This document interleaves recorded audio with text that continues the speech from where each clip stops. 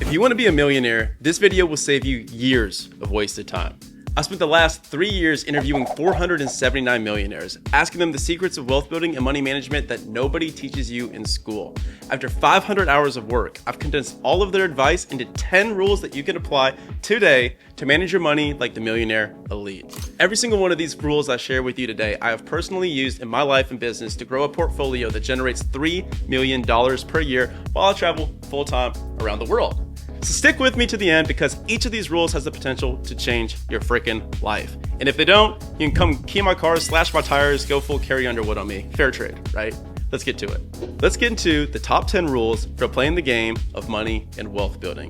As a bonus rule, notice that I said just that, the game, because that's all it is. It's just a giant game. And if you don't choose to play the game will play you. Once you recognize business, entrepreneurship, and money for the game that it is, you can have as much freaking fun with it as you want to along the journey. This leads us perfectly into our first money rule. You are already rich and you don't even know it.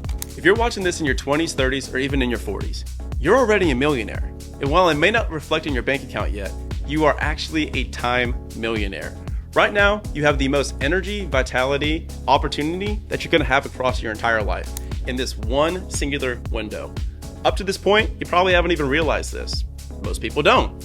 You're most likely willing to sacrifice your 20s, 30s, and 40s to become a millionaire through the grind, right? Sacrificing fun, relationships along the way just to pull it off. The irony, though, is the vast majority of millionaires that I have interviewed would give all their money away to be 20, 30, and 40 years old again. Something to think about. I lead with this rule intentionally because it can literally save your life as you watch this. Do not sacrifice your most energy-rich years of your life to the grind. Hard work is amazing, and it's required to get you where you want to go. But every millionaire that I've interviewed, especially over 10 million, wishes that they wouldn't have sacrificed friends, family, and fun in the pursuit of more commas and zeros. Remember to work really hard, but to enjoy the climb along the way. This leads perfectly into our second rule called the 10-year rule. This is a Brian Lubin original. It's a framework that I created whenever I'm making an expensive purchase that would typically stress me the hell out. This can apply to any big purchase, a car, a house, a trip, anything that may require a credit card or a small loan to afford. We want to be careful of what debt we choose to take on. So what this rule allows is that we make the decision wisely. Every single time I'm in a situation like this, I ask myself one simple question. Will I remember this in 10 years or more? If the answer is yes, I buy it. I don't think about it again. I don't have any emotional attachment to it. I will literally figure out how to pay it off every single time, no stress. If the answer is no, however, I'm not gonna remember this in 10 years. Guess what I do? I don't do the freaking purchase. Crazy concept, right? I first used this when I had a friend that invited me to his wedding in Singapore, literally across the entire world. The purchase was financially stressing me the hell out, so I asked this question for the first time. If I am on my deathbed and I'm thinking back on my life, will I remember this trip to Singapore where I'm staying in the freaking Marina Bay Sands watching my friend have his once in a lifetime moment? That answer was yes. And so I booked the freaking trip. And guess what? I magically figured out the finances, as we always tend to do. Using this question, you can begin to realize what would be a stupid investment and heavy debt on you for absolutely no reason. For me, that's most material things like cars or boats. That, ladies and gentlemen, is the 10-year rule. This takes us to rule number 3, which is the concept of money dials. Money dials is a concept coined by Ramit Sethi in his book, I Will Teach You to Be Rich. And while there are some parts of his book and ideologies that I don't necessarily agree with, I really like the concept and it's come up over and over again in my interviews with these millionaires.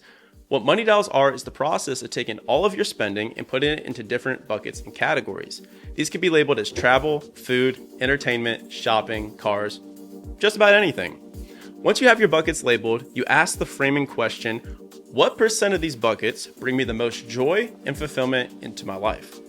Once you ask this question and you find your answer, you spend lavishly in those buckets and cut ruthlessly from every other area. My 2 buckets that I love spending lavishly on are food and travel. I will literally be in the nicest hotels. I will have the nicest views. I will book the nicest apartment. I'll have the nicest Airbnb. I will also go to the nicest restaurants and have the healthiest and best organic food.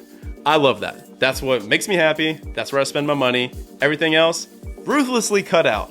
Clothes, not spending money. Cars, don't really care about. Things in general, not my thing. The action item here is to go conduct a money dial audit on your expenses today and figure out what really brings you joy. Pour all of your money there and cut ruthlessly everywhere else. Rule number 4, environment matters. You can be successful anywhere, truly, in any environment, but it's a hell of a lot easier to be successful when you're in the right environments. When I first started my investing journey, I moved 45 minutes outside of Atlanta, Georgia into my rental property, literally in the basement. This removed me from a lot of friends, energy, and environment, putting me into the suburbs where straight up, I just shouldn't have been at that stage of life. Every millionaire that I've interviewed gives the advice that they would bend over backwards to both live and work in the environments around other people like them. If you want to be fit, you need to be in the gym with other fit people. If you want to move up in business and industry, you need to be in the middle of big cities where deals are happening. If I could go back, I'd give the advice to rent the crappiest place in a nice area rather than buying or renting a nice place in an area that doesn't truly support your goals. This rule will fundamentally change your life. Rule number 5, play compound games. The games you choose to play are more important than how good of a player you become. In your life, your investments, your relationships, and your businesses, choose to play long-term games that will continue to pay you over time. We all learn about the concepts of compound interest when you leave money in index funds, right? The same concepts applies to relationships and to a lot of different areas in our lives. Don't form short-term relationships with short-term people. It is a waste of your time, energy, and effort. On the same note, when choosing the investments to make or what businesses to build, always choose the option that will pay you over time forever. For example, instead of flipping a house, try to keep one as a rental. For a business, instead of selling a customer just one thing one time, build a business where the customer continues to pay you month after month forever. Easy decision, right? True wealth is built in the compounding of investments, businesses, relationships, and skill sets. Play long-term games with long-term people. Rule number 6, always be the most expensive. Never be priced in the middle. This is where businesses go to die. Never play the price game, because if you play that game with your business, your service, or anything that you do, it is only a race all the way to the freaking bottom. Bankruptcy, zero money. We don't like that. Say that you start a lawn care business and you charge $20 to mow a lawn, right? You then have a competitor that comes in and guess what they do? They try to charge $19. All of a sudden, you now are forced to charge $18 to regain the business all over again. Okay, guess what happens next? 17, 16, 15. We do the math all the way down to 0, baby. Sounds like fun, right? Hell no. We like making money on this channel. This is a game that you will lose 10 times out of 10. And there's a floor there. 0, or actually less than that. Credit card debt. On the flip side of the equation, there is no ceiling to increasing your prices or increasing your value. When you ask the question, what would have to be true for me to charge 10 times what my competitors do and deserve it, you are forced to take a good hard look in the mirror and ask, why do I feel that I'm not worth that value? What would I need to change in order to 10x that price and feel confident when I'm presenting it to a potential customer? This is the best question to ask in business. Never stop asking it, ever. I'm constantly asking, how would I charge 10 times more per year for my business? This question allows me to change my business to get to that ideal, right? This is how you beat your competitors by default. There is no competition because most people don't even think to ask about this question. They don't know this rule. They just try to match what the market rate is for whatever the service is and do 10% beneath it. This applies to every single business in every single industry ever, no matter if you're making $1 million a year or $100 a month. Rule number 7, passive income rarely exists, at least in its true form. It's very, very, very rare.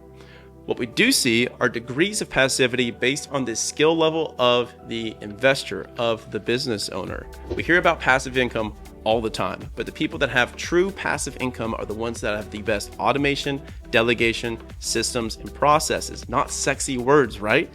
Not the rental property, real estate buzzwords that we're used to hearing. The better that you get at playing this game though, the more that you increase your skill sets, the higher your passivity will become. It's literally a spectrum.